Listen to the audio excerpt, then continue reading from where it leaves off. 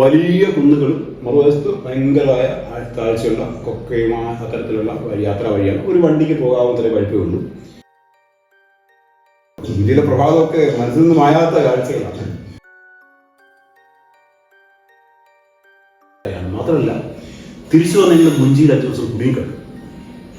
Indian air force ഞങ്ങൾ airlift ചെയ്യുന്നു.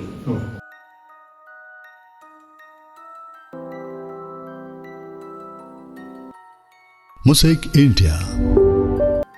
നമസ്കാരം. മൊസൈക്ക് ഇന്ത്യയുടെ മറ്റൊരു പുതിയ എപ്പിസോഡിലേക്ക് എല്ലാവർക്കും സ്വാഗതം. കഴിഞ്ഞ എപ്പിസോഡിൽ നമ്മൾ കൈലാസത്തെക്കുറിച്ചും കൈലാസത്തിൻ്റെ പ്രാധാന്യത്തെക്കുറിച്ചും കൈലാസത്തിൻ്റെ കാഴ്ചകളെക്കുറിച്ചൊക്കെ ശ്രീ സജീവ് പഞ്ചകൈലാസി നമ്മളോട് വിശദീകരിക്കുകയുണ്ടായി. എങ്ങനെയാണ് കൈലാസ പരിക്രമം നടത്താനാവുക? അതത്ര എളുപ്പമുള്ള കാര്യമാണോ, പ്രയാസമുള്ള കാര്യമാണോ? പിന്നെ ഇന്ത്യ ഗവൺമെൻറ് നടത്തുന്നൊരു കൈലാസ യാത്രയുണ്ട്. അതുകൂടാതെ മറ്റ് പല ഏജൻസികളും നടത്തുന്നവരുണ്ട്. കൈലാസ യാത്ര ആഗ്രഹിക്കുന്ന ഒരാൾക്ക് എങ്ങനെയൊക്കെ അവിടെ എത്തിച്ചേരാൻ പറ്റും എന്നൊക്കെ നമുക്ക് ഇദ്ദേഹത്തോടൊന്ന് ചോദിച്ചറിയാം. നമസ്കാരം. സജീവ്, നമ്മുടെ കൈലാസ യാത്രയെക്കുറിച്ച് എങ്ങനെയാണ് യാത്ര പോകാനാവുക, ഏതൊക്കെ വഴികളിലൂടെയാണ് യാത്ര ചെയ്യാനാവുക, ഇതൊക്കെ നമ്മുടെ വ്യൂവേഴ്സിൽ നിന്ന് വിശദമാക്കി കൊടുക്കാം. തീർച്ചയായും വളരെ സന്തോഷമുള്ള കാര്യമാണ്. കാരണം ഓരോ ഭാരതീയനും ആഗ്രഹിക്കുന്നതാണ് കൈലാസ് ദർശനം. ശിവനും പാർവതിയും വസിക്കുന്ന സ്ഥലം അല്ലെങ്കിൽ സ്ഥാനമാണ് കൈലാസം എന്നുള്ളത് കൊണ്ട് വളരെ പവിത്രമായി കരുതുന്ന ഒരു സ്ഥലമാണ്. അവിടേക്ക് പോകാൻ 2-3 മാർഗങ്ങളുണ്ട്. അതിലൊന്ന് വിദേശകാര്യ വകുപ്പ്, മിനിസ്ട്രി ഓഫ് എക്സ്റ്റേണൽ അഫയേഴ്സ് നടത്തുന്ന യാത്രയുണ്ട്. അത് കുറെ കാലം മുമ്പ് യാത്ര നിർത്തിവെച്ചിരുന്നു. ജനതാ പാർട്ടി അധികാരത്തിൽ നിന്ന് വിദേശകാര്യ വകുപ്പ് മന്ത്രിയായിരുന്ന അടൽ ബിഹാരി വാജ്പേയി അദ്ദേഹമാണ് ചൈന സർക്കാരിനോട് വീണ്ടും യാത്ര റൂട്ട് തുറന്നു കിട്ടും, ഭാരതീയരുടെ ഒരു പുതിയ സ്ഥാനമാണ് എന്ന് ആവശ്യപ്പെടുകയും അങ്ങനെയാണ് ആ യാത്രാ റൂട്ട് തുറക്കുകയും അങ്ങനെയാണ് ലിപു ചുരം വഴി യാത്രയ്ക്ക് അനുവാദം ലഭിച്ചത്. നേരത്തെ ഭാരതത്തിൽ നിന്ന് ടിബറ്റിലാണ് കൈലാസ് സ്ഥിതി ചെയ്യുന്നത്. ടിബറ്റിലേക്ക് കടക്കാൻ പല വഴികളുണ്ടായിരുന്നു. ഹിമഗിരി വിഹാരത്തിലൊക്കെ പരാമർശിക്കുന്ന മനാപാസ് ഒക്കെ ഇപ്പോൾ അതില്ല. അപ്പോൾ അങ്ങനെ ഒരു യാത്രാ റൂട്ട് അനുവദിച്ചു വന്നു. പരമ്പരാഗത സിൽക്ക് റൂട്ടാണ്, അതുവഴിയാണ് യാത്ര. മോദിജി വന്നതിന് ശേഷം ഒരു റൂട്ട് നാഥുല ചുരം തുറന്നു. അപ്പം അങ്ങനെ 2 റൂട്ടുകളാണ് ഇപ്പോൾ ഇന്ത്യയിൽ നിന്ന് നേരിട്ട് ടിബറ്റിലേക്ക് കടക്കാനുള്ള വഴികളായിട്ടുള്ളത്. മറ്റൊന്ന് നേരത്തെ പറഞ്ഞ നേപ്പാൾ വഴി യാത്രയുണ്ട്. അത് പല ഏജൻസികളിലും കൊണ്ടുപോകുന്നതാണ്. ഈ റൂട്ടിലൂടെ ഭാരത സർക്കാരിൻ്റെ യാത്രികർക്ക് മാത്രമാണ് അനുവാദമുള്ളത്. അത് പരമ്പരാഗത പാതയുമാണ്. ലിപു ചുരം വഴിയുള്ള യാത്ര. അല്ലാതെ യാത്രകൾ നേപ്പാൾ വഴിയാണ് യാത്ര പോകുന്നത്.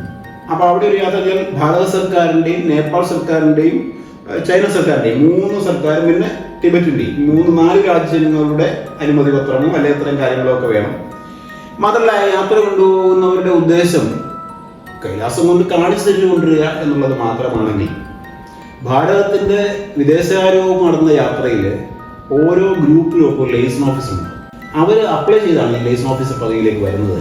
മറ്റിടത്തൊരു ലാഭ ചിന്തയോട് ചെയ്യുമ്പോൾ വിദേശകാര്യ വകുപ്പിൻ്റെ യാത്രയിൽ അതല്ല, അവിടെ കുറച്ചും കൂടി കമ്മിറ്റഡാണ്.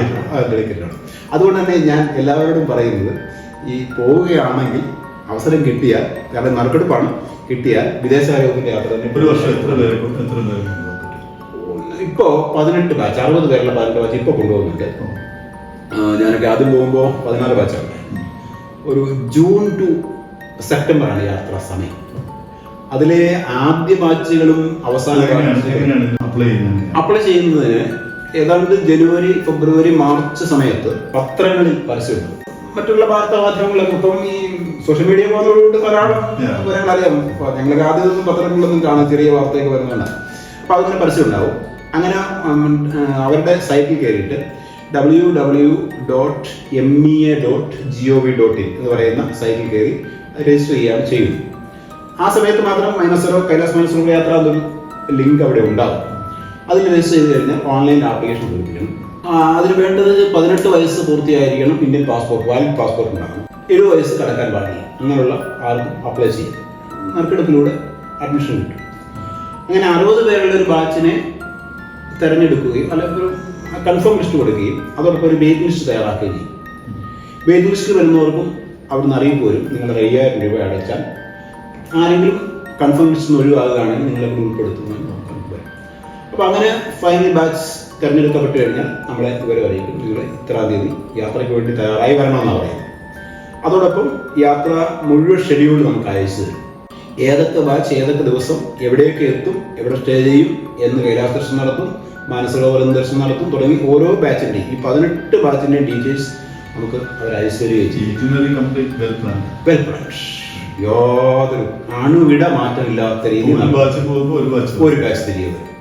അങ്ങനെ ആ തരത്തിലാണ്. അപ്പോൾ അവിടെ ആദ്യം ഒരു ബാച്ച് പോയി മാനസരോവർ കണ്ടു, കൈലാസത്തിൽ എത്തുമ്പോഴേക്കും അടുത്ത ബാച്ച് പോകും. അങ്ങനെ 2 ബാച്ച് എപ്പോഴും ഈ 2 ബാച്ചുകൾ തമ്മിൽ കാണാറുണ്ട്. തിരിച്ചിങ്ങോട്ട് വരുന്ന ബാച്ചിനെ നമ്മൾ കാണാറുണ്ട്, യാത്രാ വഴി ഒരു ബാച്ചിനെ കാണും. അങ്ങനെ 3 ബാച്ച് ഒരേ സമയം പോയിക്കൊണ്ടിരിക്കും. നമ്മൾ തിരഞ്ഞെടുക്കപ്പെടുകയാണെങ്കിൽ എന്തൊക്കെ സാധനങ്ങൾ കയ്യിൽ കരുതണം തുടങ്ങിയ ലിസ്റ്റ് നമുക്ക് തരുന്നുണ്ട്. മരുന്നുകൾ, വസ്ത്രങ്ങൾ, പ്രത്യേകം ധരിക്കേണ്ട ഷൂവ്, അങ്ങനെയുള്ള അതിലെല്ലാം കൃത്യമായ ലിസ്റ്റ് നമുക്ക് തരും. കാരണം മെഡിക്കൽ ഫെസിലിറ്റി ഇല്ല.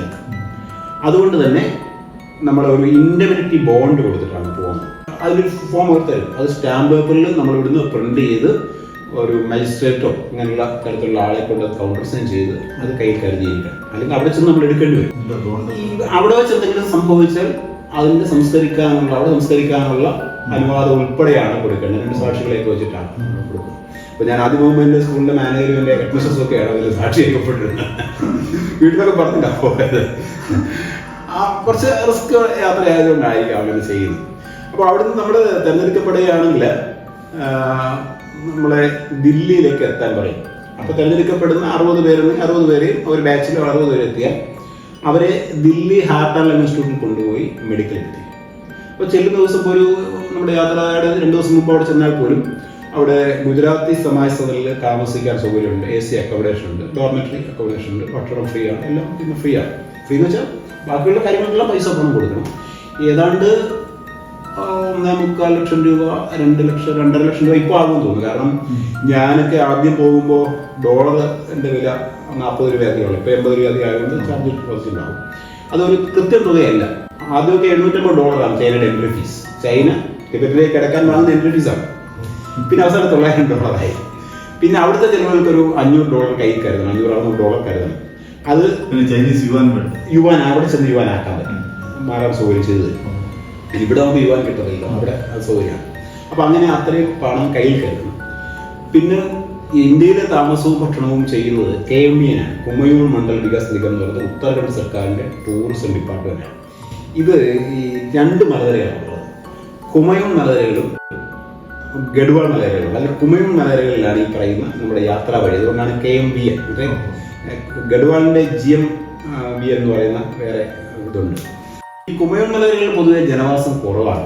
അപ്പോൾ ഈ യാത്രയ്ക്ക് നമ്മൾ തിരഞ്ഞെടുക്കൂ. നമ്മൾ ഗുജറാത്ത് സമാജ് സദനിൽ ചെന്നാൽ അവിടുന്ന് നിശ്ചിത ദിവസം അവർ പറയുന്ന മെഡിക്കൽ നിശ്ചയിച്ച ദിവസം നമ്മളെ അവരുടെ വണ്ടിയിൽ AC വണ്ടിയിൽ കൊണ്ടുപോയി ദില്ലി ഹാർട്ട് ആൻഡ് ലങ് ഇൻസ്റ്റിറ്റ്യൂട്ടിലെത്തി. അവിടെ വെച്ച് 60 പേര് 2 ബാച്ചാക്കി തിരിച്ച് ഒരു ബാച്ചിനെ മുഴുവൻ ശരീര പരിശോധനയ്ക്കും മറ്റൊരു ഭക്ഷണം കഴിച്ചോ ഷുഗർ നോക്കും, പ്രഷർ നോക്കും, പിന്നെ PFT പൾമിനറി ഫംഗ്ഷൻ ടെസ്റ്റ് നോക്കും, പിന്നെ ട്രെഡ്മില്ല് തുടങ്ങി എല്ലാം നഖശിഖാന്തം പരിശോധന അതാണ് നടത്തുന്നത്. കാരണം ഇത് അത്ര റിസ്ക് യാത്രയായതുകൊണ്ടാണ്. അങ്ങനെ ആ യാത്ര ആ റിപ്പോർട്ടുമായിട്ട് ഡോക്ടർമാർ നമ്മളെ വിളിച്ച് ഒരു ബ്രീഫിംഗ് ഒക്കെ തരും. ഇതിലുണ്ടാകും എന്തൊക്കെ അപകടങ്ങൾ ഉണ്ടാവും, എന്തൊക്കെ ശ്രദ്ധിക്കണം തുടങ്ങിയ കാര്യങ്ങൾ തരും. ആ റിപ്പോർട്ട് പിറ്റേ ദിവസം നമ്മുടെ കയ്യിൽ തരില്ല, ITBP ഹോസ്പിറ്റലിൽ പോകും, നമ്മളെ പോകും. എല്ലാം രാവിലെ റെഡിയായാൽ മതി, വണ്ടിക്കാരൊന്നും കൊണ്ടുപോകും. KMBൻ്റെ നല്ല പെരുമാറ്റമാണ് കേട്ടോ. എല്ലാം താമസവും ഭക്ഷണവും എല്ലാം വളരെ അവിടെ തരാവുന്ന ഏറ്റവും മെച്ചപ്പെട്ട കാര്യങ്ങളാണ് ചെയ്യുന്നത്. അവിടെ കൊണ്ടുപോയി നമ്മുടെ വീണ്ടും പരിശോധനകൾ നടത്തുകയും റിപ്പോർട്ടിൻ്റെ അടിസ്ഥാനത്തിൽ നമ്മൾ ചില ചോദ്യങ്ങളൊക്കെ ചോദിച്ച് നമ്മൾ കൺഫേം ചെയ്യും. അവിടെ വെച്ച് അൺഫിറ്റ് ആകുന്നതുകൊണ്ട് അൺഫിറ്റ് ആകുന്നൊരു വലിയ ബുദ്ധിമുട്ട് വിഷമമുള്ള കാര്യമാണ്. ഇത്രയൊക്കെ യാത്രയ്ക്ക് വന്നൊരുങ്ങി വന്നെല്ലാം തിരിച്ച് പോകേണ്ടി വരുന്ന അവസ്ഥ ഉണ്ടായിട്ടുണ്ട്, പലർക്കും ഉണ്ടായിട്ടുണ്ട്. എനിക്കൊന്നും വന്നിട്ടില്ല. അപ്പോൾ ITBPയുടെ പരിശോധനയിൽ നമ്മൾ കൺഫേം ആയ അവിടെ നമുക്കൊരു സ്വീകരണമൊക്കെ തന്നു. അവിടെ വെച്ച് ഒരു ബ്രീഫിംഗ് ഒക്കെ തരും ഈ യാത്ര. അവരെല്ലാം പറയുന്നൊരു കാര്യം വെച്ച് കഴിഞ്ഞാൽ നിങ്ങൾ ഒരിക്കലും കൈലാസത്തെ അല്ലെങ്കിൽ ഹിമാലയത്തെ കീഴടക്കുകയാണെന്ന മനോഭാവത്തോടുകൂടി ഈ യാത്ര വഴി സഞ്ചരിക്കുക. അഹങ്കാരം പാടില്ല എന്ന് തന്നെ. മുകളിലേക്ക് നോക്കി മല കയറരുത്, പുറകോട്ട് തിരിഞ്ഞു നോക്കണം, എനിക്ക് ഇത്രയൊക്കെ സാധിച്ചല്ലോ. ഇത് വലിയ സന്ദേശവും കൂടിയാണ്. കാരണം ജീവിതത്തിൽ പ്രതിസന്ധികളുണ്ട്, പ്രതിസന്ധികളെ കണ്ട് ഭയപ്പെടാതിരിക്കുക. പുറകിൽ ധാരാളം പ്രതിസന്ധികൾ കടന്നല്ലേ നമ്മൾ വന്നത്. ഇതൊക്കെ തരണം ചെയ്യാനാവുമെങ്കിൽ നിനക്ക് സാധിക്കുമെന്ന സന്ദേശം കൂടി ആയിരിക്കും അത് നൽകുന്നത്. എന്തായാലും ഇവയെല്ലാം ശിവാനി കുന്നുകൾ എന്നാണ് അറിയപ്പെടുന്നത്. പോകുന്ന വഴിക്കുള്ള കുന്നുകളെല്ലാം അങ്ങനെ തന്നെയാണ്, ആ ഒരു മനോഭാവത്തോടെ കാണണമെന്നാണ്. അപ്പോൾ അതുകൊണ്ട് ആ യാത്രയ്ക്ക് വേണ്ടി പിറ്റേ ദിവസം നമ്മളെ ബസ്സിൽ കൊണ്ടുപോയി നമ്മുടെ പാസ്പോർട്ടിൽ വിസ അടിക്കുന്നില്ല, അതിന് ഫീസൊക്കെ ഉണ്ട്, അത് കൊടുക്കണം. മെഡിക്കൽ ഒരു 3500 രൂപ മുതൽ 5000 രൂപ വരെ അവിടെ ചിലവാകും. പിന്നെ അതിന് വിസയ്ക്കുള്ള ഒരു 500 രൂപ കൊടുത്താൽ മതി. പക്ഷെ KMVന് അന്ന് 35,000 രൂപ. ഞാൻ അവസാനം പോകുമ്പോൾ ആദ്യം 25,000. ഭക്ഷണവും താമസവും അവിടെ ലഭിക്കാവുന്ന. എത്ര ദിവസം നീണ്ടു നിൽക്കുന്ന യാത്ര? 30 ദിവസമാണ് യാത്ര. ആകെ ഈ നമ്മളവിടെ ചെല്ലും മുതൽ 30 ദിവസം ആയിരുന്നു. ഇപ്പം അതല്ല, ഇപ്പം ദിവസം കുറച്ചു. കാരണം ആദ്യം പോകുമ്പോൾ മാനസരസിന്റെ തീരത്ത് 4 ദിവസം താമസം ഉണ്ടായിരുന്നു. അങ്ങനെ ചില ഇത് കുറച്ചിട്ടാണ് ഈ 16 ബാച്ചിനെ 18 ആക്കിയത്. ഇപ്പം 4 ദിവസമില്ല. ഇപ്പം 4 ദിവസം അവിടെ താമസമില്ല. മറ്റേ പരിക്രമയ്ക്ക് വേണ്ടിയായിരുന്നു താമസിപ്പിച്ചത്. ഇപ്പൊ പരിക്രമ ഇല്ല, അതുകൊണ്ട് തന്നെ ആ ഡേയ്സ് കുറച്ചു. മാനസരസ് പരിക്രമ ഉണ്ടായിരുന്നു, ഇപ്പൊ അത് അനുവദിക്കുന്നില്ല. അതുകൊണ്ട് അങ്ങനെ ദിവസം ലാഭിച്ചു. അങ്ങനെ ചില ദിവസങ്ങളൊക്കെ അഡ്ജസ്റ്റ് ചെയ്തിട്ടാണ് കൂടുതൽ പേരെ ഉൾപ്പെടുത്താൻ വേണ്ടി ചെയ്തതാണ്. കാരണം ഒത്തിരി പേര് ആഗ്രഹിക്കുന്ന ഒരു യാത്രയില്ലേ, പരമാവധി പേരെ ഉൾക്കൊള്ളിക്കുക എന്നുള്ള സർക്കാരിന്റെ ലക്ഷ്യമായിരിക്കും. അപ്പൊ അങ്ങനെ അപ്പോൾ അത് കേന്ദ്ര ഗവൺമെന്റ് ജീവനക്കാർക്ക് പോസ്റ്റ് കാഷ് ലീവ് ഒക്കെ ഉണ്ട്, സ്പെഷ്യൽ കാഷ് ലീവ് ഉണ്ട്. ഞാൻ നമ്മുടെ മതകാരോടൊക്കെ ആവശ്യപ്പെട്ടു കേട്ടോ, കേരളത്തിൽ കുറച്ച് പേരെ പോകുന്നുള്ളൂ, സ്പെഷ്യൽ കാഷ് ലീവ് എങ്കിലും അനുവദിക്കണം. അനുവദിച്ചില്ല. മാത്രമല്ല ഗുജറാത്തിൽ നിന്ന് പോകുന്ന യാത്രികർക്ക് 50,000 രൂപ ഗുജറാത്ത് സർക്കാർ കൊടുക്കുന്നുണ്ട്. നമ്മുടെ കേരളത്തിൽ നിന്ന് കൊടുക്കുന്നില്ല, തമിഴ്നാട് ഇപ്പോൾ കൊടുക്കുന്നുണ്ട്. അന്നേരം തന്നെ യാത്ര തിരഞ്ഞെടുക്കുമ്പോൾ 25,000 രൂപ കവർ ഇട്ട് കൊടുക്കും. നമ്മൾ വലിയ മതേതരത്വമായതുകൊണ്ട് നമുക്ക് അങ്ങനെ തരാറില്ല. എന്നാലും അവിടുന്ന് നമ്മളെ വിസ ഗ്രൂപ്പ് വിസയാണ്. ഗ്രൂപ്പ് വിസ അയച്ചു കഴിഞ്ഞാൽ അതിൻ്റെ പിറ്റേ ദിവസം യാത്രയാണ്. അപ്പോൾ 60 പേര് വന്നു, 45 പേരെ തിരഞ്ഞെടുത്താൽ 45 പേരുടെ യാത്ര. പിന്നെ ഒരാൾ ഉൾക്കൊള്ളിക്കുകയോ പുറത്ത് കളയുകയോ ചെയ്യില്ല. അപ്പോൾ അതൊരു ഭാഗ്യം തന്നെയാണെന്ന് പറയാം യാത്ര വരുന്നത്. അവിടെ അത്രയും വന്നിട്ട് മെഡിക്കൽ അൺഫിറ്റ് ആവുക ഒരു നിയോഗം. ഇതൊരു നിയോഗം തന്നെയാണ്. അവിടുന്ന് ബസ്സിൽ യാത്ര ചെയ്ത് യാത്രാ വഴിയിൽ മുഴുവൻ വലിയ സ്വീകരണമാണ്. 1 ദിവസമൊക്കെ ബസ്സിൽ എഴുതി വെച്ചിരിക്കും. ആൾക്കാരെല്ലാം വഴിയിൽ കാത്തു നിന്ന് ഭക്ഷണം കഴിച്ച് മടുക്കുമെന്ന് തന്നെ പറയാം. അങ്ങനെ വലിയ സ്വീകരണമാണ് കൊടുക്കുന്നത്. അങ്ങനെ അവിടെ നമ്മൾ പോയിട്ട് കാത്ഗുദാം എന്നൊരു സ്ഥലത്ത്, കാത്ഗുദാം വരെ ഈ വലിയ വണ്ടിയിൽ യാത്ര ചെയ്യാം. കാത്ഗുദാം വാക്കിൻ്റെ അടുത്ത് എനിക്കൊന്ന് വിറകുപുര എന്നൊക്കെയാണ്. ഞാൻ അല്ലാതെ അവിടെ വഴി യാത്ര ചെയ്തിട്ടുണ്ട്, കൈലാസ യാത്ര വഴിയിൽ സൗകര്യമൊക്കെ യാത്ര ചെയ്തിട്ടുണ്ട്. അപ്പോൾ അവിടുന്ന് പിന്നെ ചെറിയ വണ്ടികളിലാണ് യാത്ര. 60 പേരുള്ള ബസ്സിന് 2 ആക്കി ചെറിയ വണ്ടികളിലാണ് യാത്ര. അത് പിന്നെ ഈ കൊമ്മയൂൺ മലനിരകളിലൂടെയാണ്. മറ്റൊരു വരെ ഒരുമാതിരി നല്ല റോഡൊക്കെ ഉണ്ട്. അവിടെ കൊമ്മയൂൺ മലനിരകളിലൂടെ. അപ്പോൾ ഒരു വശത്ത് വലിയ കുന്നുകളും മറുവശത്ത് ഭയങ്കരമായ താഴ്ചയുള്ള കൊക്കയും അത്തരത്തിലുള്ള യാത്രാ വഴിയാണ്. ഒരു വണ്ടിക്ക് പോകാവുന്ന വഴിക്കേ ഉള്ളൂ. ഈ യാത്രാ വഴിയൊക്കെ ഉള്ള പ്രശ്നം വെച്ച് കഴിഞ്ഞാൽ ഏത് സമയവും മലകൾ ഇടിഞ്ഞു വീഴാം പ്രശ്നമുണ്ട്. അപ്പോൾ അങ്ങനെ ഒരു യാത്രയിലാണ് നമ്മൾ അത് പോകുന്നത്. നമ്മളിപ്പോൾ യാത്ര എങ്ങനെ പോകണമെന്നതിനെ പറ്റിയാണല്ലോ ചോദിച്ചത്. അപ്പോൾ അതിൻ്റെ ഈ യാത്രാ വഴികളെ പറ്റി പിന്നെ സംസാരിക്കും. അപ്പോൾ ഈ യാത്ര ഇങ്ങനെ തിരഞ്ഞെടുക്കപ്പെട്ട് ഇത്രയും പേരുമായിട്ടാണ് യാത്ര പോകുന്നതെന്നാണ് തിരഞ്ഞെടുപ്പിൻ്റെ രീതി. ഈ സർക്കാരിൻ്റെ യാത്രയുടെ തിരഞ്ഞെടുപ്പ് രീതി ഇതാണ്. മറ്റുള്ള വഴി എന്ന് വെച്ച് കഴിഞ്ഞാൽ നേപ്പാൾ വഴിയുള്ള യാത്രയാണ്. അത് മിക്കവാറും കൊണ്ടുപോകുന്ന പ്രൈവറ്റ് പാർട്ടികളാണ് കൊണ്ടുപോകുന്നത്. അല്ല, ഈ 2 വഴിയും ഒരിടത്താണ് ചെന്ന് ചേരുന്നത്. ദർശനം എന്ന് പറയുന്ന ബേസ് ക്യാമ്പിൽ ടിബറ്റിലെത്തിച്ചത്. നമ്മുടെ ഇന്ത്യയിൽ 2 വഴി പോയാലും ദർശനം. ടിബറ്റിൽ നമ്മൾ എത്തുമ്പോൾ ടിബറ്റിലേക്ക് ഇന്ത്യൻ യാത്രാ സംഘം എത്തുന്നത് ലിബു ചുരം കടന്ന് നേരിട്ട് ടിബറ്റിലേക്ക് ഇറങ്ങുകയാണ്. അവിടെ ഇന്ത്യൻ അതിർത്തി ക്രോസ് ചെയ്യുന്നതിന് പ്രശ്നങ്ങളൊന്നുമില്ല. അവിടെ ഇത്ര സ്ട്രിക്റ്റ് മെഡിക്കൽ ഇല്ല. അത് പ്രായപരിധി ഇല്ലെന്നായിരിക്കും തോന്നുന്നത്, പല പ്രായത്തിലുള്ള ആൾക്കാരുമായാണ്. പക്ഷെ അതിന് ബേസിക് പ്രശ്നം എന്താണെന്ന് ചോദിച്ചാൽ ഈ KMVN അല്ലെങ്കിൽ ITBP ഉൾപ്പെടെയുള്ള ആൾക്കാരുടെ സംവിധാനത്തോട് പോകുമ്പോൾ വീണ്ടും ഒരു മെഡിക്കൽ കൂടി പാസ്സാകും. അതാണ് അതിന് ഏറ്റവും വലിയ കടമ്പ. അതായത് 11,000 അടി ഉയരത്തിലാണ് ഗുഞ്ചി എന്നൊരു സ്ഥലം. മനോഹരമാണ് ഗുഞ്ചി കേട്ടോ. ഗുഞ്ചിയിലെ പ്രഭാതമൊക്കെ മനസ്സിൽ നിന്ന് മായാത്ത കാഴ്ചകളാണ്. ഗുഞ്ചിയിലെ പൂക്കളും എല്ലാം കാഴ്ച. അപ്പോൾ ആ ഗുഞ്ചിയിൽ വെച്ച് 3ാമത് മെഡിക്കൽ. ആ മെഡിക്കൽ പരാജയപ്പെട്ടാലും തിരിച്ചു വിടും. ഞങ്ങളോട് വന്നിട്ട് അതിന് പരാജയപ്പെട്ടാവുന്നു. അപ്പോൾ അടുത്തൊരു ബാച്ച് വരുമ്പോൾ അവരോട് തിരികെ വിടും. അവിടെ താമസമൊന്നുമില്ല. സൈനിക ക്യാമ്പാണ്. വലിയ വിഷയം. സൈനിക ക്യാമ്പാണ് അവിടെ. അവിടെ SP-യുടെ ബ്രാഞ്ച് ഉണ്ട് കേട്ടോ. ഗുഞ്ചിയിൽ അവസാനത്തെ ബ്രാഞ്ച് എന്നാണ്. ഗുഞ്ചിയിലേക്കുള്ള വഴി എന്ന് പറഞ്ഞു കഴിഞ്ഞാൽ അതികടനായ വഴിയാണ്. നമ്മൾ വണ്ടിയിൽ യാത്ര ചെയ്തിട്ടുള്ളത് ധാർച്ചുല എന്ന സ്ഥലത്താണ്.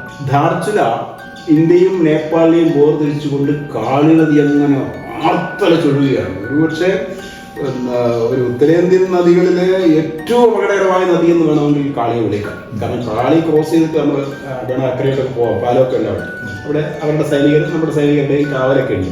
അതിന്റെ ഇരമ്പം കാലിലെ താമസത്തിൽ നമുക്ക് മനസ്സിന് മായുകയില്ല. കാലം ഇത് പിന്നെ യാത്ര കാലിന്റെ പിന്നിലൂടെ വഴിയൊന്നും ഉണ്ടായിരുന്നില്ല. ഒരു ചെറിയ ഒരു 2-3 അടി വീഴുന്ന വഴിയാണ്. ഒരു സൈഡിൽ ഈ പറയുന്ന ഇടിഞ്ഞു വീഴുന്ന പർവ്വതങ്ങളും മറുവശത്ത് ആർത്തിരമ്പി ഒഴുകുന്ന കാളിയുമാണ്. അതിൻ്റെ കൂടെ കുതിരക്കാരുണ്ടാവും, ഈ ലോഡൊക്കെ വെച്ച് കുതിരക്കാരുണ്ടാവും. അപ്പോൾ കുതിര അവർ ഇതിനെല്ലാം നിർദ്ദേശം തരും, നമ്മളെപ്പോഴും മലയോട് ചേർന്ന് നടക്കാൻ പാടുള്ളൂ. കാരണം ഈ കുതിരയുടെ പുറത്ത് ലഗേജ് തട്ടിയാൽ ഇങ്ങോട്ട് പോയാൽ തിരിച്ചു കിട്ടില്ല. നമ്മൾ നീന്തറിയാമെന്ന് പറഞ്ഞിട്ട് കാര്യമില്ല, പാറകൾ അടിച്ച് ചെതറിക്കും. മാത്രമല്ല ഫ്രീസായി അത്ര നമുക്ക് വെള്ളമാണ്. അപ്പോൾ അതുകൊണ്ട് യാത്രാ വഴി വളരെ കഠിനമായ യാത്രാ വഴിയാണ്. അവിടുന്ന് ചെറിയ വാഹനങ്ങളിൽ പോയി അൽമോറയിൽ നിന്ന് ധാർച്ചുലയിൽ നിന്ന് വീണ്ടും ചെറിയ ജീപ്പ് വഴി കുറച്ച് ദൂരം കൂടി കൊണ്ടുപോകും. പണ്ടൊക്കെ അത് മങ്തി വഴിയായിരുന്നു യാത്ര. ഈ മങ്തിയിലേക്കുള്ള യാത്ര എനിക്ക് മറക്കാൻ പറ്റാത്തൊരു യാത്രയാണ്. കാരണം മങ്തി വഴി യാത്ര ചെയ്യുമ്പോഴാണ് ഒരു ലാൻഡ് സ്ലൈഡിൽ ഇങ്ങനെ വീണ് എൻ്റെ കൈ ഒടിഞ്ഞു. ആ ഒടിഞ്ഞ കൈയുമായിട്ടാണ് യാത്ര പോകുന്നത്. അപ്പം അങ്ങനെ യാത്രാ വഴിയിലെല്ലാം തന്നെ അപകടങ്ങൾ പതിഞ്ഞിരിപ്പുണ്ട്. മങ്തി, പിന്നെ നമ്മൾ നാരായണാശ്രമം വഴിയാണ് ഇപ്പോൾ യാത്ര. നാരായണാശ്രമത്തിൽ നിന്ന് ഗാല ടു ബുധി ടു ഗുഞ്ചിയിലാണ് ഞാൻ പറഞ്ഞത് മൂന്നാമത്തെ മെഡിക്കലാണ്. ആ മെഡിക്കൽ ഫിറ്റായിട്ടാണ് പോകുക. അവിടുന്ന് പിന്നെ പോകുന്നത് കാലാപ്പാനി, അതൊരു ക്യാമ്പാണ്. അവിടെ നിന്നാണ് കാളിനദി ഉത്ഭവിക്കുന്നതെന്നാണ് ഒരു ചെറിയൊരു ഇതുണ്ട്. അവിടുന്ന് വേറെ നേപ്പാളിൽ നിന്ന് നദി ഇതിലേക്ക് വന്ന് ചേരുന്നുണ്ടെങ്കിൽ നമ്മുടെ നദി എന്ന രീതിയിൽ കാളിയെ കാണുന്നുണ്ട്. അവിടെ മറ്റു വലിയ ബഡാഖാനൊക്കെ നമുക്ക് തരുന്നുണ്ട്. പിന്നെ ഞാൻ പോകുന്ന വഴിക്ക് മൃത്തി ക്യാമ്പുണ്ട്. മൃത്തി അവിടെ ഇതുവരെ പോയ മുഴുവൻ യാത്രകളുടെ ഫോട്ടോ ഒക്കെ വെച്ചിട്ടുണ്ട്. എൻ്റെ ഫോട്ടോ ഒക്കെ 4 പ്രാവശ്യത്തെ ഫോട്ടോ അവിടെ ഉണ്ടാവും. എല്ലാ ബാച്ചിൻ്റെയും ഫോട്ടോ ഒക്കെ അവിടെ വെച്ചിട്ടുണ്ട്. അവർ യാത്രയിലെങ്ങും നമുക്ക് ഉള്ളി ചേർത്ത ഭക്ഷണം തരില്ല. അങ്ങനെയൊക്കെ പ്രത്യേകത. കാരണം നമുക്ക് കേരളക്കാർക്ക് ഇപ്പോൾ അത് പരിചിതമാണെന്നല്ലോ. അതുകൊണ്ട് കേരളത്തെ ബ്രാഹ്മണർ ഉള്ളി ഉപയോഗിക്കില്ല. ഇപ്പം ഈ യാത്രകളില്ല, തിരിച്ചു വരുമ്പോൾ ഉള്ളി തരികയില്ല. അപ്പം അങ്ങനെ ഇന്ത്യൻ അതിർത്തി കടക്കുന്നതിന് തൊട്ട് മുമ്പാണ് അത്ഭുതകരമായ ഒരു കാഴ്ചയുള്ളത്. ഒരു ഓം പർവ്വതം കഴിഞ്ഞ എപ്പിസോഡിൽ പറഞ്ഞിരുന്നു. ഓം പർവ്വതം തെളിഞ്ഞു വരുന്നുണ്ട്. നബിധാൻ എന്ന സ്ഥലത്താണ് ഈ ഓം പർവ്വതം കാണുന്നത്. അവിടെ ട്രെഞ്ചുകളൊക്കെ ഉണ്ട്, പട്ടാള ക്യാമ്പുകളൊക്കെ ഉണ്ട്. ഇതെല്ലാം പട്ടാള ക്യാമ്പുകളായി വഴിയിലെല്ലാം. കാരണം നമ്മുടെ ബോർഡറാണ്. പിന്നെ പ്രത്യേകിച്ചുള്ള ഈ വഴികളെല്ലാം തന്നെ ഇടിഞ്ഞു വീഴുന്ന പർവ്വതനിരകളുണ്ട്. ഏത് സമയവും പർവ്വതങ്ങൾ ഇടിഞ്ഞു വീണ് വഴി തടസ്സപ്പെടാം. ഒരുപക്ഷെ ആ ഇടിഞ്ഞു വീഴുന്ന പർവ്വതങ്ങൾ തന്നെ ആയിരിക്കാം നമ്മുടെ രാജ്യത്തെ കാത്തുരക്ഷിക്കുന്നത്. കാരണം ഏത് നിമിഷവും തൊട്ടപ്പുറത്ത് നമ്മൾ ലിബുചുരം കടന്ന് അങ്ങോട്ട് ഇറങ്ങുമ്പോൾ നല്ല മോഡൽ റോഡാണ് താഴെ എത്തിക്കഴിഞ്ഞാൽ. ഇപ്പോൾ ചൈനക്ക് അവിടെ വരെയും സൈന്യമായി എത്താം. പക്ഷേ ഈ വഴി കടക്കണമെങ്കിൽ ഇതിൽ പാടും. ഇപ്പോൾ കാലാപ്പാനി വഴിയുള്ള റോഡൊക്കെ മോഡൽ റോഡായിട്ടുണ്ട്. അങ്ങനെയുള്ള ഒരു യാത്രാ വഴിയാണ് നമുക്കുള്ളത്. ടിബറ്റിൽ എത്തി. ടിബറ്റിൽ നിന്ന് അവിടെ അക്രമറ്റീസി, ഗുഞ്ചിയിൽ 2 ദിവസം താമസിച്ച് അക്രമറ്റീസില്ല. എൻ്റെ ശരീരം ആ മർദ്ദവ്യത്യാസത്തിൽ ശരീരത്തെ ഒന്ന് ശരിയാക്കിയിട്ടാണ് പോകുന്നത്. ടിബറ്റിൽ കുറെ കൂടി ബസ്സിൽ യാത്ര ചെയ്താണ് മാനസർ തീരത്ത് നിന്ന് വീണ്ടും ബേസ് ക്യാമ്പായ ദർശനം. അപ്പോൾ നേപ്പാളിൽ നിന്നുള്ള യാത്രയിൽ അവിടെ എത്തി. അങ്ങനെയാണ് ഈ 2 യാത്രാ റൂട്ടുകളിൽ സംഗമിക്കുന്നത്. പക്ഷേ നേപ്പാളിലേക്കുള്ള വഴിയുള്ള യാത്ര വണ്ടി ആയതുകൊണ്ട് ഇത്രയും പ്രശ്നങ്ങളല്ല. പക്ഷേ അവർക്ക് ഏറ്റവും ബുദ്ധിമുട്ടുണ്ടാകുന്നത് ഈ അക്ലമറ്റൈസേഷൻ നടക്കാത്തത് കൊണ്ട് പലരും അവിടെ എത്തുമ്പോൾ പരിക്രമയിൽ നിന്ന് പിന്മാറും. അത് ഈ യാത്ര സംഘടിപ്പിക്കുന്നവരും അത് മുതലാകും. കാരണം പരിക്രമ വലിയ കഷ്ടപ്പാടാണ്. പരിക്രമ കുറച്ച് കഠിനമാണ്.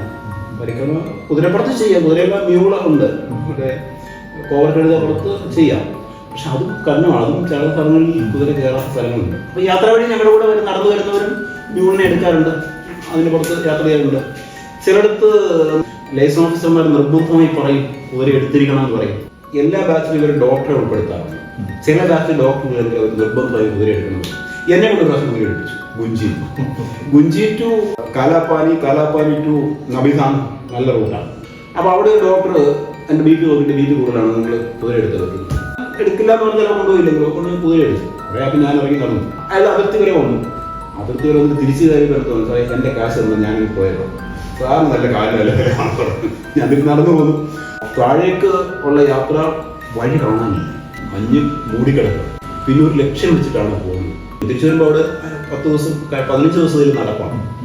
5 ദിവസം 3 ദിവസം പരിക്രമയും 5 ദിവസം ഇങ്ങോട്ടുള്ള യാത്രയും എല്ലാം കൂടി 15 ദിവസത്തെ യാത്രയുണ്ട്. അപ്പോൾ അതുകൊണ്ട് തന്നെ തിരിച്ച് ഇങ്ങോട്ട് കയറുമ്പോൾ മുകളിൽ നിൽക്കുന്ന കുതിരക്കാരുടെയും പോർട്ടർമാരുടെയും കൂക്കുവിളി ശബ്ദം കേട്ട് ലക്ഷ്യമാക്കി കയറുന്നത്. അത് മറക്കാനാവാത്ത യാത്രയാണ്. മാത്രമല്ല തിരിച്ചു വന്നെങ്കിലും ഗുഞ്ചിയിൽ 5 ദിവസം കുടുങ്ങിക്കിട്ടും. ഇന്ത്യൻ എയർഫോഴ്സ് ഞങ്ങളെ എയർലിഫ്റ്റ് ചെയ്യുന്നു. അപ്പോൾ യാത്രാ വഴിയിൽ ഇങ്ങനെ ചില അപകടങ്ങളൊക്കെ ഉണ്ട്. പക്ഷേ ഈ അപകടങ്ങളൊക്കെ നമുക്ക് കാലത്തിൽ അടങ്ങിയാൽ കൊള്ളാമെന്ന് ആഗ്രഹമുണ്ടെങ്കിലും അതിൽ തരത്തില്ലെന്ന് എനിക്ക് തോന്നുന്നു. അതിനൊരു വിധി വേണം. അപൂർവമായിട്ട് മാത്രമേ സംഭവിക്കാറ്. പിന്നെ റിസ്ക് എന്ന് ചോദിച്ചാൽ റോഡ് യാത്രയിൽ റിസ്ക് ചെയ്യും. ചെലവ് എന്ന് പറയാൻ ഏകദേശം ഒരു യാത്രക്കായി 2.5 ലക്ഷം രൂപയാവും. അന്നൊക്കെ 1.25 ലക്ഷം രൂപയായി. അത് ഞാൻ പറഞ്ഞു, ഡോളറിന്റെ വ്യത്യാസം അനുസരിച്ച് അത് ഫിക്സഡ് എമൗണ്ട് MBA പറയുന്നില്ല. എന്നാലും ഒരു ഏകദേശം 2.5 ഇപ്പോൾ ആവും. ഇത് പ്രൈവറ്റ് പാർട്ടിക്ക് 2.5-3 വരെയൊക്കെ വാങ്ങുന്നുണ്ട്. അല്ല, ഇത് കൊടുക്കാനുണ്ടെങ്കിൽ പോലും നമ്മളെ സെലക്ട് ചെയ്യപ്പെടും. ഈ യാത്ര മറ്റിടത്ത് എനിക്കൊന്ന് പോവാം. പക്ഷെ ഇപ്പൊ എൻ്റെ ഒരു സുഹൃത്ത് പോയി, അവര് നേപ്പാളിൽ 10-15 ദിവസം കുടിയിലുണ്ട്. പോകാൻ പറ്റാതെ എന്തൊക്കെ പ്രശ്നങ്ങളുണ്ടായിരുന്നു. അപ്പൊ അതുകൊണ്ട് യാത്ര ഒരു ഈശ്വര നിശ്ചയമാണ് എന്ന് പറയാം. മഹാദേവന്റെ അനുഗ്രഹം എന്ന് തന്നെ പറയാവുന്നത്. ശ്രീ സജീവ് ഒരു യോഗാചാര്യനും കൂടിയാണ്. അപ്പൊ ഇതിന് ഈ യാത്രയ്ക്ക്, ഈ കൈലാസ യാത്രയ്ക്ക് ഒരുപാട് മുന്നൊരുക്കങ്ങളൊക്കെ വേണ്ടി വരുന്നുണ്ട്. ചില എക്സസൈസുകളൊക്കെ, അതെന്തൊക്കെയാണ്? ഈ ഒന്ന് പ്രശ്നം വെച്ചാല് യാത്രയിൽ ഉപയോഗിക്കുന്ന വസ്ത്രങ്ങളൊന്നും പുതുവസ്ത്രങ്ങൾ ഉപയോഗിക്കാതിരിക്കുകയാണ് നല്ലത്. പിന്നെ അവർ പറയുന്ന ഡ്രസ് കോഡ് ഉണ്ട്. അപ്പൊ അതനുസരിച്ച് എല്ലാ സ്ഥലത്തും വേണമെങ്കിലും ഇന്ത്യനകത്ത് കിടക്കുമ്പോഴേക്കും ധരിക്കേണ്ട ഡ്രസ് കോഡ് എന്ന് വെച്ച് കഴിഞ്ഞാൽ 2 പേർ സോക്സ്, കോട്ടൺ സോക്സും വൂളൻ സോക്സ്, പിന്നെ മലയാത്ര കയറാൻ പറ്റുന്ന ഷൂസ് ഉണ്ടായിരുന്നു. പിന്നെ ഇന്നർ നമ്മുടെ ശരീരത്തിൽ ഒട്ടി കിടക്കുന്ന ഒരു വസ്ത്രം അത് ധരിച്ചിരിക്കണം. അപ്പോൾ അതിന് മുകളിൽ ജീൻസ് ഉണ്ടാകും. അടുക്കുകളായി ലെയർ ബൈ ലെയർ ആയിട്ട് വസ്ത്രം ധരിക്കണം. കയ്യിൽ ഗ്ലൗസ് ഉണ്ടാകും. ചെവി മൂടിയിരിക്കണം. UV പ്രൊട്ടക്റ്റഡ് ഗ്ലാസ് ഉണ്ടായിരിക്കണം. മൂക്ക് മൂടിയിരിക്കണം. വായ മൂടിയിരിക്കണം. വസ്ത്രങ്ങളൊക്കെ 5 കിലോ അധികം ഉണ്ടാകും. മാത്രമല്ല, ഇതൊക്കെ ധരിച്ച് നടന്നു തുടങ്ങുമ്പോൾ നമ്മൾ വിയർക്കും. ഉള്ളിൽ നിന്നാൽ പറയും. ഇതാണ് കണ്ടീഷൻ. അപ്പൊ അതുകൊണ്ട് തന്നെ ഈ പ്രത്യേകിച്ച് ഷൂ ധരിക്കുന്നവനോ പ്രത്യേകം ശ്രദ്ധിക്കേണ്ട കാര്യമുണ്ട്. ഷൂ ബൈറ്റ് ഉണ്ടായാൽ വലിയ വിഷമാണ്. ആദ്യമായി ഷൂ ധരിച്ച് നടക്കാൻ പോകരുത്. പുതിയ ഷൂ കൊണ്ട് പോകരുത്. നടന്ന് ശീലമുള്ള ഷൂ കൊണ്ടുപോകണം. അത് പ്രധാനമാണ്. ഈ ഷൂ ബൈറ്റ് ഉണ്ടാകാതിരിക്കാൻ വേണ്ടിയിട്ട് ഇവിടെയാണ് നടന്ന് ശീലിക്കുക. അപ്പൊ ആംഗിൾ സപ്പോർട്ടിലേക്ക്, അതായത് ഇത്രയെങ്കിലും കവർ ചെയ്യുന്ന ഷൂ ആയിരിക്കും നല്ലത്. കാരണം എപ്പോഴും കാൽ കുഴ തെറ്റിപ്പോയാൽ വലിയ പ്രശ്നമാണ്. ഒരു യാത്രക്കാരുടെ പറ്റിയാൽ വലിയ ബുദ്ധിമുട്ടാണ്. പിന്നെ ഏറ്റവും പ്രശ്നം വെച്ച് കഴിഞ്ഞാൽ ശ്വാസത്തിൻ്റെ പ്രശ്നമാണ്. പറഞ്ഞ പ്രാണവായുവിൻ്റെ കുറവുണ്ട്. അതുകൊണ്ട് തന്നെ പ്രാണായാമം ശീലിച്ചാൽ എളുപ്പമായിരിക്കും. ഞാൻ പറയുന്നത് ഇതിനൊക്കെ അപ്പുറത്ത് if there is A will there is a way. അതുകൊണ്ട് മനസ്സാണ് ഇതിൽ ഏറ്റവും പ്രധാനപ്പെട്ട കാര്യം. ഞാനിത് പൂർത്തിയാക്കുമെന്ന് തീരുമാനിച്ചാൽ ഇത് പൂർത്തിയാക്കാൻ പറയും. നിങ്ങളുടെ കാലുകൾ പറയും മതി, എനിക്കിനി വയ്യ.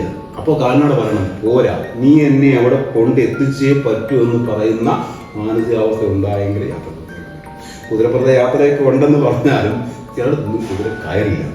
അവിടെ നമ്മൾ നടന്ന് തന്നെ കയറേണ്ടി വരും. കാരണം കുതിര ഒരാളെ വെച്ചുകൊണ്ട് കയറാൻ പറ്റാത്ത സ്റ്റീപ്പായിരിക്കും. അപ്പോൾ അത്തരം കാര്യങ്ങൾ ഇതിനകത്തുണ്ട്. പിന്നെ യാത്രകളിലെല്ലാം വീണ്ടും പരിശോധനയുണ്ട് കേട്ടോ. ഇന്ത്യൻ അതിർത്തി കൂടെ കടന്നു പോകുന്നുണ്ട്. പല പ്രാവശ്യം പാസ്പോർട്ട് നോക്കിയൊക്കെ ചെയ്യും. അപ്പോൾ ഇന്ത്യൻ അതിർത്തി കടന്ന് ചൈനീസ് പരിശോധനയുണ്ട്. അവിടെയും ഈ പാസ്പോർട്ടൊക്കെ കാണിക്കണം. ഇപ്പോൾ ആദ്യമൊക്കെ പോകുന്നതിനെ ആ മഞ്ഞിനകത്ത് നിന്ന് ചൈനീസ് മിലിറ്ററിയിലേക്ക് നമ്മളോട് അപ്രോച്ച് എങ്ങനെയാണ്?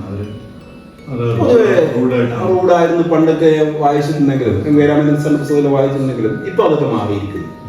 ഒരു നാഷണൽ ഇന്റഗ്രേഷന്റെ യാത്ര കൂടിയാണ്. അതുപോലെ തന്നെ ഇന്ത്യൻ അതിർത്തി നമ്മൾ തിരിച്ചു വരുമ്പോഴും ഈ മണ്ണിൽ നമ്മൾ സ്പർശിക്കുമ്പോൾ അതൊരു വികാരമുണ്ടല്ലോ. അതൊന്നും പറഞ്ഞറിയിക്കാനാവാത്ത ആ ഭൂമിയിൽ വീട് കവിഴ്ന്നു കിടന്ന് നമസ്കരിച്ചുകൊണ്ട് ഒക്കെയാണ് നമ്മൾ ചെയ്തത്. അപ്പം യാത്രയ്ക്ക് വേണ്ടി നല്ലൊരു മുന്നൊരുക്കം നടത്തിയാൽ കുറച്ച് ഈസിയാവും. അല്ലെങ്കിൽ യാത്ര പൂർത്തിയാക്കാം.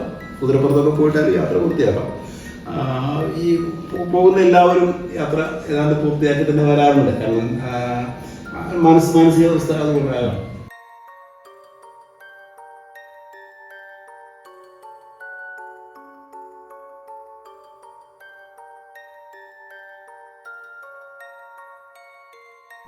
ശ്രീ സജീവ് പഞ്ചകൈലാസിക്ക് നന്ദിയും ഭാവുകങ്ങളും ആശംസിച്ചുകൊണ്ട് നമുക്ക് ഈ എപ്പിസോഡോട് വൈൻഡപ്പ് ചെയ്യാം അല്ലേ? Thank you Sajeev. മൊസൈക്ക് ഇന്ത്യയുടെ ഈ വീഡിയോ നിങ്ങൾക്ക് ഇഷ്ടപ്പെട്ട് കാണുമെന്ന് കരുതുന്നു. ഇനി മറ്റൊരു പുതിയ എപ്പിസോഡുമായി താമസിയാതെ വീണ്ടും തിരികെ എത്താം. This is Radhakrishnan Kuttoor signing off from Mosaic India. Thank U.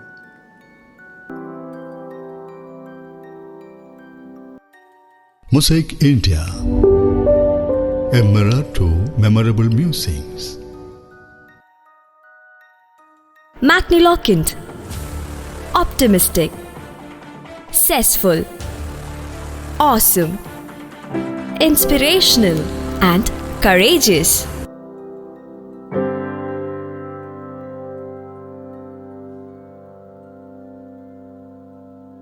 Let's explore together.